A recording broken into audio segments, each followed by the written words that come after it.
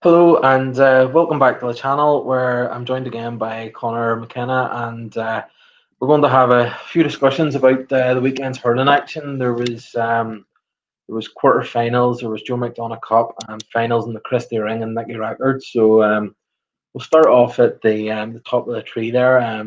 Probably what was one of the games of the weekend.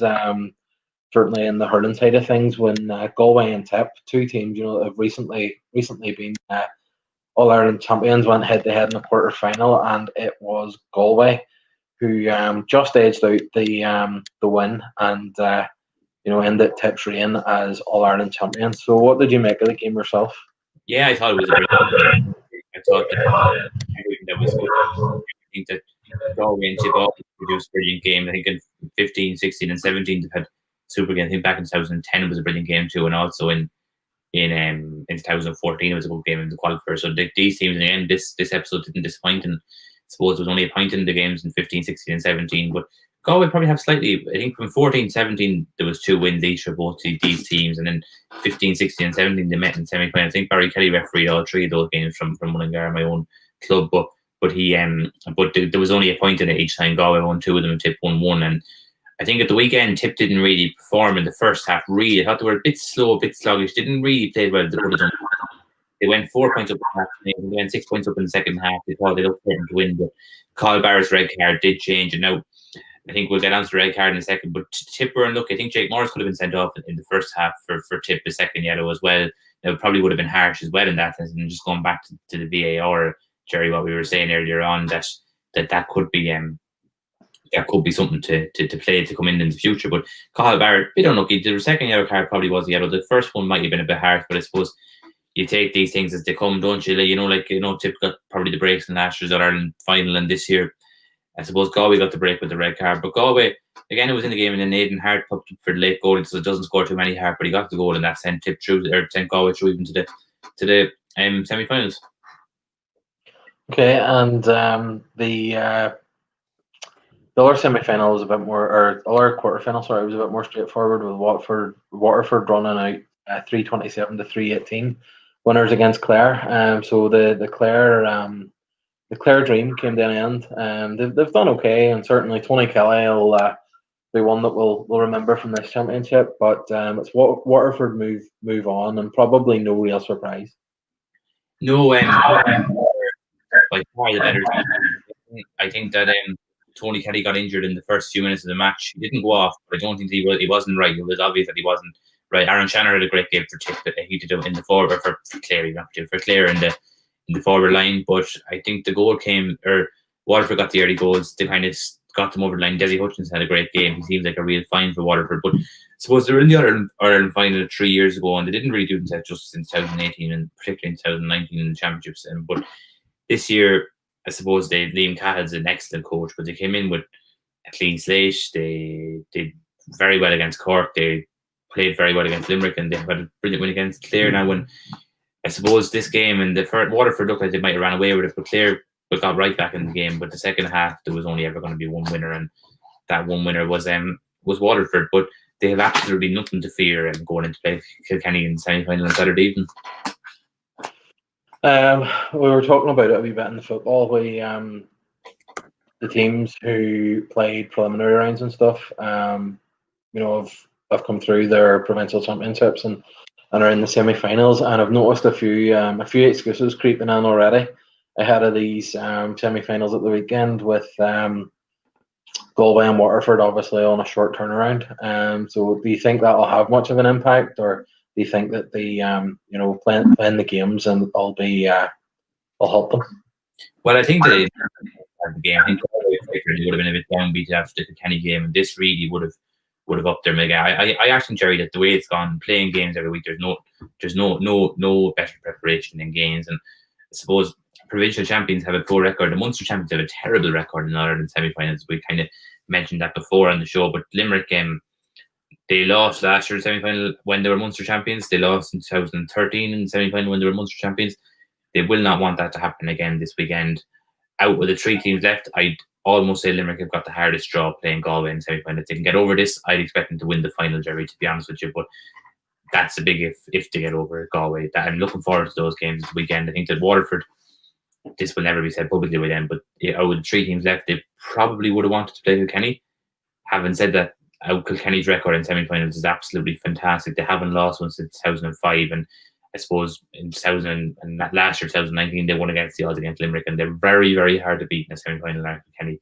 And I think, Gerry, the hurling championship now is definitely the one to look forward to out of the two between hurling and football. I think it's definitely the bee's knees. I think we have the 2 semi-finals and final promises to be crackers along with the Joe McDonagh Cup final. And I think that the hurling is definitely the one to look out for from now on. And I think that the semi-finals this weekend will rightly bring a lot of excitement to a lot of people. Okay, I would tend to agree. Obviously, with what you're saying there about Waterford and the preference to play Kilkenny. Just kind of from looking at the games and stuff. Like obviously Kilkenny, they won the Leinster Championship, and you can't take that away from them. But like for large parts of their campaign, that there's been issues. Like you've been looking at them, and like they almost threw it away against Dublin. And then in the game against Galway, there just seemed to be a couple of bits of magic, that changed that game for them as well. So like it does feel like, for me anyway, that probably the best 2 teams in Ireland are possibly Galway and Limerick. So I think just in my opinion that the winners will come from that semi-final. I think Kerry always record is an absolutely fantastic. You just go through the years, and this was only really pointed out to be the last day, and it was dead right. Like last year, 2019, Galway lost 1 game against Dublin in the last round, and they were eliminated. Very, very unlucky. They came 4th in a group with 5 points out of 8. It was a freakish series where they saw them eliminated. Galway's record in 2018, they lost 1 match at the All-Ireland final. Galway's record in 2017, they didn't lose any match. They won the All-Ireland. Like in 2016, then they lost to Kilkenny and they lost to Tipp by a point. But like the last 3 years, 17, 18, and 19, Galway have been an incredibly consistent team. And I think this year they lost the 1 match to Kilkenny, I suppose. They did lose that game, but they probably didn't get enough credit. Well, if you look at Limerick, people would probably say they've been very consistent the last years. But last year, Limerick lost 2 games. They lost 3 games in the championship. In 2018, they won the All-Ireland, they lost a game. Same as Galway, they both lost 1 game. And I just don't think that Galway probably haven't got enough credit for how consistent they've been now. Albeit the Leinster Championship probably might be slightly weaker than the Munster in terms of standard with the round robin, but I don't that shouldn't take away from it at all, Gerry, to be honest. I think Galway, but I do think that out with the 4 teams left, they all have a real genuine chance of winning an Ireland to do, Gerry.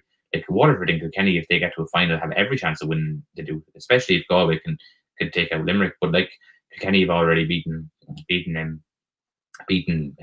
Galway, and they bet Limerick last year. They'll have no fear of playing Waterford. And I suppose, I think Waterford and Kilkenny, Gerry, was probably the draw both teams wanted, to be honest. Now Kilkenny, Waterford actually bet them in their last knockout championship game in 2017. Kilkenny bet them after a replay the year before. Waterford should have won the first day easily in 16.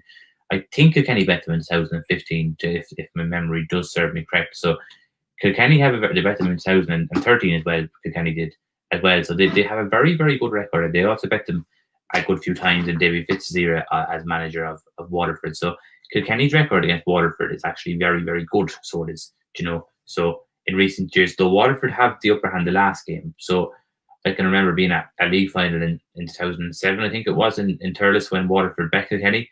And that was a brilliant Waterford team. I think at those years where Kilkenny were the strongest, were at their peak, I actually think Tipp were probably the more consistent team towards the latter years. But certainly from the early years, I suppose Cork won All-Ireland in 04 and 05. But I was going to say Waterford were definitely as consistent as any team that Kilkenny would have faced. And I think in 2007 it was all kind of set up for a Waterford Kilkenny final, but Limerick completely ripped up the script. And I just actually think we were talking about Dublin there.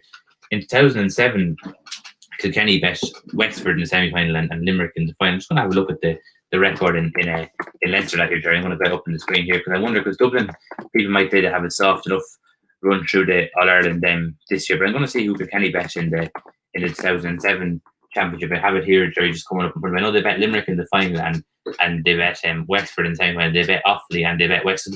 So Kilkenny won in All-Ireland that year, beating Offaly and beating Westford and beating Limerick. And Limerick then were nowhere near as strong as they were now. Kilkenny actually bet Galway that year as well in the quarter-final. I actually have forgotten that game. They bet them by 10 points. But that year, I wouldn't say, it's probably unfair to say it was was a soft All-Ireland by any means, but it wouldn't have been as far middle. It might just be slightly similar parallels to maybe Dublin this year, where like Dublin, it's absolutely fully deserved All-Ireland. Dublin do win, and they have 2 matches to win, and Kilkenny were the same. It was fully deserved that year, but maybe they didn't. Maybe the standard of opponents mightn't have been what they would have faced in previous years. Maybe now, but that's probably very, very unfair in a lot of cases. But I think if Waterford had played Kerry that year, they would have every chance of winning that game. Waterford really got caught that day by Limerick in 07. But I suppose going back on that, it's every team out of the 4 of them, they all have a real chance to win that Ireland at the moment. All 4 of those, all 4 teams left, and I think the hurling championship this year promises to be fantastic.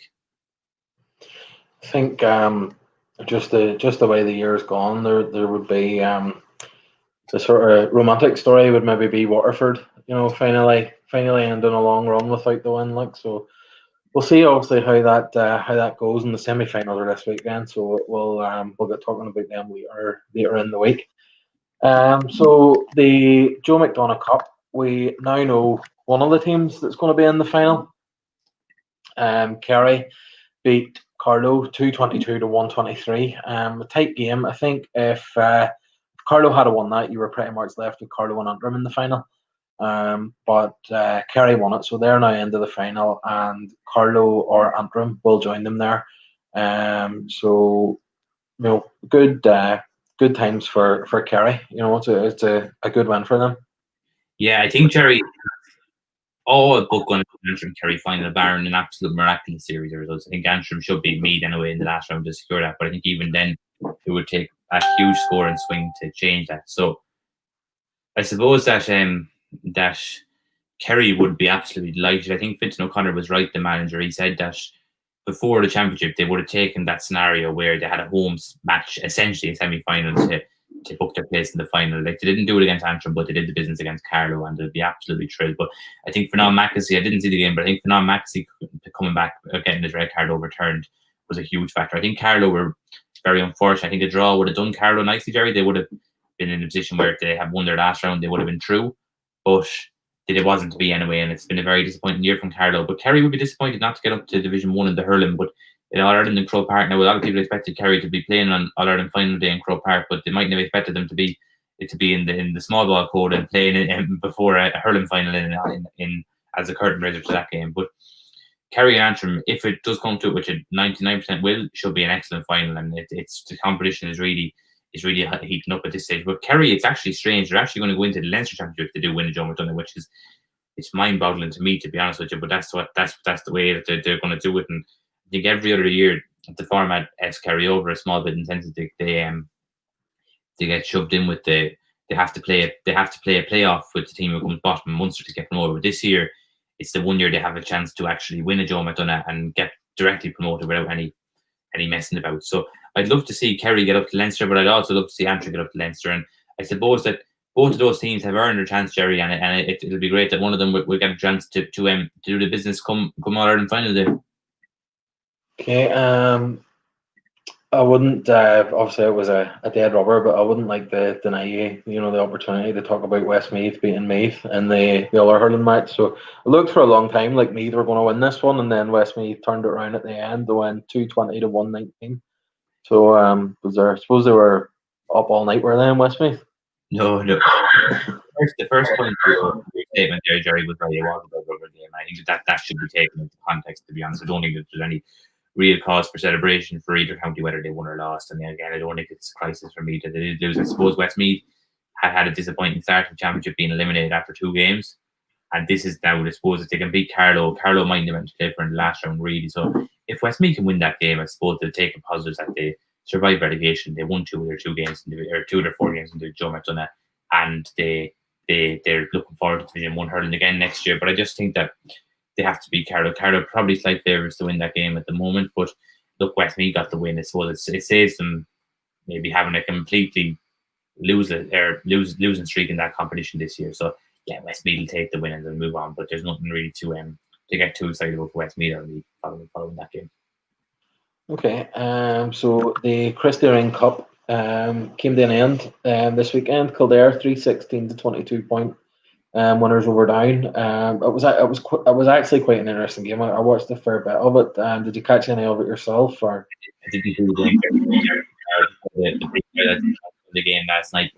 Massive Kildare. It's a super result for Kildare hurling, and they've been denied opportunities to go up in the past, and at least this year they're going to come through. But Down shouldn't be too downbeat. They had a very, very good year. Did Down they won promotion in the league and in the Joe McDonagh Cup. So it's been a relatively good year for both. Well, an excellent year for both. I suppose Down, while Kildare are coming home with the cup, Gerry, Down might nearly take more positives of the year because they did achieve promotion in league and championship. And I think short term Kildare they'll be more celebrating, but long term Down, it's very important to be out at 2B and in 2A to get up to that higher standard. Now, what they're going to do with the leagues next year, I don't know whether they'll be restructured or not. But I think that that Down definitely will be disappointed, but they shouldn't get away from what was a very good year. But David Herity, I suppose, those as in Kildare, they're after winning 3 Christy rings now, some of them since 2014. So the next challenge now, Gerry, I always say, when you win the Christy ring, they've won 3. They shouldn't want to win another one. They should be Joe McDonagh now. Their target should be, and Down's target as well, should be not have to play in this competition again. Do you know, Gerry? This should be right. We've got out of this competition. We've earned our place in the next round, and now we don't want to ever play in it again. Okay, just on the game itself, it was quite interesting. It was, to me, it was a real example of goals winning games where Down obviously 22 points. You know, it's a good score to put up. But they will look, the 3 goals Kildare scored. They'll look at them all and they'll not be happy with any of the how they defended, how they got into the situation that led to there. But as you say, Kildare now, and obviously Down as well, got up into the Joe McDonagh Cup. And I was talking to a few boys from Kildare over the weekend, and they were saying that there's a fair few Kildare players, like maybe 4 or 5 players in Kildare that they would consider to be in the best 15 that aren't there at the minute. So there could be room for growth in Kildare hurling, and certainly it'll be interesting to see how they get on up in the McDonagh Cup. Yeah, definitely be interesting, Gerry, and I just think that the structures are in place in Kildare. They have hurling going well in the county. They've improved an awful lot, and I think the same thing is happening in Down, Gerry. So both of those teams, it definitely be interesting to see how they do in the Joe McDonagh Cup. So the final game then was part of the double header at Croke Park yesterday. Was the Nicky Rackard Cup. Mayo looked like they had the game won early doors. They went, I think they were 6 or 7, maybe even 8 points clear at one stage.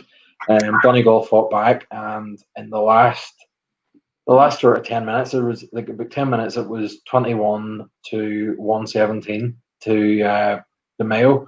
Donegal got 2 goals. Davin Flynn and Richie Ryan, and then there was a point as well. And it just really flipped the game. So Donegal, Nicky Rackard Cup champions again. And as a tagged you on Facebook, an Antrim man lifting the cup as well. So hopefully he's not the last one to lift the cup at Croke Park this year.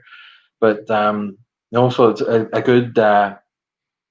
good result for Donegal on a day that many Donegal football fans won't be happy about.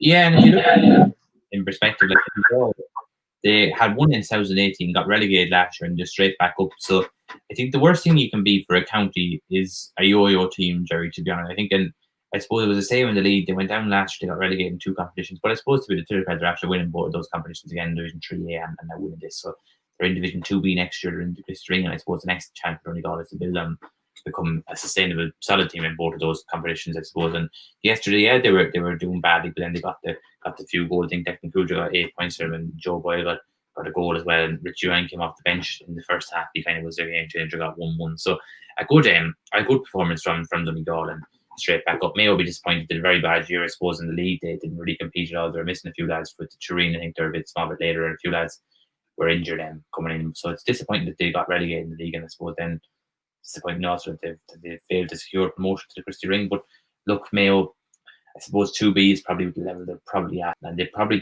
are good enough to be a Christy ring team as well. So that's probably where they'll be most disappointed that they didn't win that competition. And I just think to old Gerry and hurling that I suppose we've given these tiers a lot more coverage than their tier competitions, even a lot more coverage than a lot of people are. But I don't think it's the way to go, to be honest, for hurling long term. I think that like maybe it is, maybe it's not. We've had this debate loads of times, but I do think that it's time that they came up with a better solution. But like even yesterday, like this is not being smart. But a lot of people wouldn't even have known those games were on. So I'd say people even in the county might have known, Gerry, if they're on, and that's not to fault the local newspapers. They're doing a good job, and people do good job promoting it. There are people keeping hurling going, but I just don't know. I don't know, Gerry, are those teams like Kildare and Donegal and teams, they are doing very, very well. They're getting the most. I don't know, are they narrowing the gap to the likes of Kilkenny and Galway and maybe even Donegal's sake, like are they narrowing the gap to the likes of Antrim, even like Gerry, that kind of way, like other teams within their province even.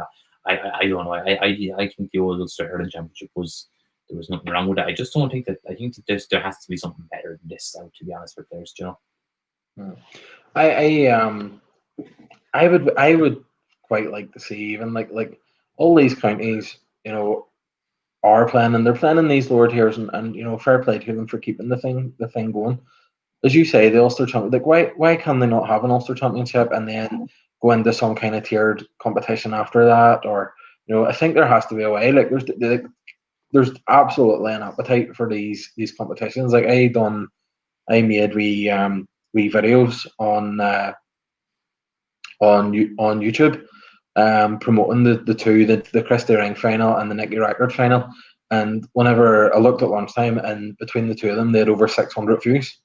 So there is, like that's like, I'm a guy just pissing about here, really, like, and trying to, promote games as much as I can, and that tells me that there's people that are interested in these things, so it's like, where do they go next? Like, it's one of the things one of the guys I was talking to, one of the Kildare lads, one of the things he said, and I thought it was interesting. I can see his logic behind it, was the likes of the Joe McDonagh, Christy Ring. What he was saying was, whenever there's a game in Croke Park or any of the big stadiums, instead of having Cork minors and Tipp minors, or Cork under-21s against Tipp under-21, Dublin, Kilkenny underage teams, the point he was making was, these teams, them players that are playing in them teams will get their day. Do you know what I mean? They'll go up and they'll get into the senior team.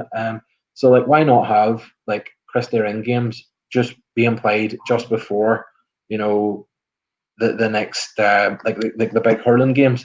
And I think like it would bring, certainly, you're going to be playing in front of a bigger crowd and that there. And I thought it was an interesting point. Like, what would you make of that yourself? I think, Gerry, actually at that point, like that, the Christy Ring and Joe McDonagh and Nicky Rackard even teams seem to be the ones that didn't get up this year, because Fermanagh and Louth this weekend is actually being played before the Kenny and Waterford match in Croke Park, and the All Ireland final is being the Joe McDonagh Cup final is the curtain raiser to it. So I think this year it's the kind of Christy Ring and Nicky Rackard. But one thing I will say, Esther, and I suppose this has probably been said a few times, I don't see why there couldn't have been, even if there was 2 tickets per player yesterday to the match. Like, those games don't really attract a massive crowd in normal times. And I think that it would have been fair. Like, it was 82,000 seats in Croke Park yesterday. It definitely could have been a few players' families and told them to distance. Allocated seating with distance around the pitch would have been a lot nicer for the players and the families. But I suppose that's not to be. And also, one more point before we get back to that is that, like, that they should definitely be allowed the 10 extra players. Like, there should be, if there's 36 players in the panel, they should be allowed bringing the 36 lads to the match. I think that's very unfair on players not to be allowed travel when they're training, especially lads who don't get selected for the 26, that they're kind of just told, no, you can't be here, kind of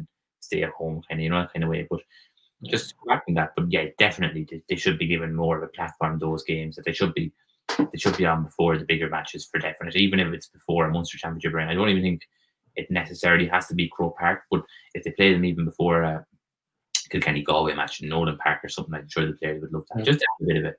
I think putting them in Croke Park just for the sake of it, I don't know what's the best thing to do, just to literally throw it in Croke Park. Like yesterday, I think now Croke Park probably is practical at the moment with the COVID, with the restrictions, fair enough for dressing rooms and space, etc. It might be the only round that can host a double header, so there is definitely that sense of it, fair enough at the moment. But I think in normal times, I think that the most important thing, Gerry, is that these players get a bit of a sense of an occasion. I think the way to do that, I think the Ireland final weekend was definitely the way to go, where they plan to have the 3 matches on a Saturday, and then the Joe McDonagh and the All Ireland final on Sunday in Croke Park. And I know that's fine. They are standalone games on Saturday, but it's All Ireland final weekend, and it would kind of add a bit of feel to it. Now, I think that plan wasn't implemented because the Joe McDonagh Cup players wanted re-enter the competition at a different stage with the winners of the competition. So that obviously put paid to those plans. But if you look at Antrim and Kerry this year, like those teams, Jerry, are now playing before the All Ireland final in Croke Park. Like, if you ask them realistically, would they rather play before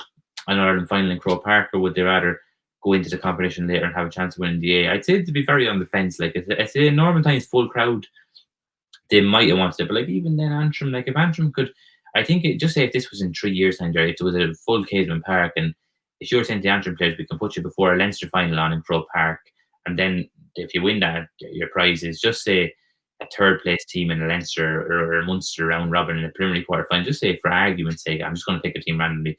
It was Antrim against Cork in the Caseman Park in a one-off quarter final. I think it would attract an unbelievable crowd. I'd say the Antrim players would actually. I think the Joe McDonagh players, Jerry. I'd say the winners, maybe not to lose, but I think the winners definitely would rather re-enter the competition at some stage. Yeah, it's something. Obviously, there's no doubt going to be debate about it. It's going to continue. There's a lot of debate around these things, and certainly the way it goes is, it seems like every couple of years they change it. So as I've said before, it does feel like the people that are making the decisions don't necessarily feel like they think it's right either. So we'll watch this space and see what comes of it. So next weekend there are hurling matches. There's the semi-finals, the Joe McDonagh Cup. The last of the groups are played, and as you mentioned, the Laurie Meagher finals played. So hopefully we'll be back later Thursday or Friday to talk a wee bit about them. And as I say, hopefully we'll maybe get something to talk about in the football anyway as well. So for now, my thanks to Conor for his time as always, and thanks to everybody that watches, and appreciate the support. So thanks, and we will be back again later in the week. Thank you.